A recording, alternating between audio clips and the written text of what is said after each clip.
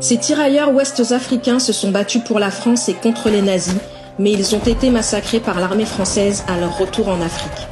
Voici l'histoire du massacre de Tcharoy.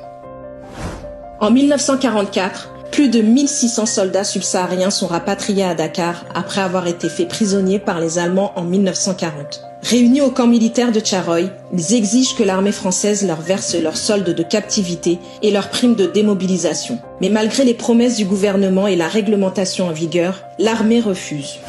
Le 1er décembre au matin, les responsables militaires réunissent les tirailleurs qui n'étaient pas armés sur l'esplanade. Selon plusieurs historiens, ils auraient alors tiré sur le groupe à balles réelles à l'aide d'une automitrailleuse.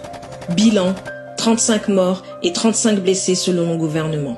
Mais plusieurs experts estiment que le massacre aurait pu faire jusqu'à 400 morts qui auraient été jetés dans des fosses communes. Les autorités françaises qualifient la tuerie de mutinerie et de rébellion. Elles font passer certaines victimes pour des déserteurs et les survivants sont condamnés à de la prison. En 2014, 70 ans plus tard, le président François Hollande s'est rendu à Tcharoy où il a reconnu une répression et remis certains documents militaires. Les événements qui ont eu lieu ici en décembre 1944 sont tout simplement épouvantables, insupportables. Je voulais réparer une injustice et saluer la mémoire d'hommes qui portaient l'uniforme français et sur lesquels les Français avaient retourné leurs fusils. Ce fut la répression sanglante de Tcharoy.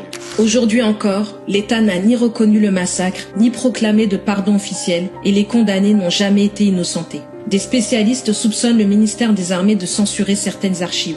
En avril 2021, le gouvernement français a été pour la première fois condamné par la justice à verser des indemnités à Biram Senghor, fils de l'une des victimes. Mais un pourvoi a été déposé devant le Conseil d'État.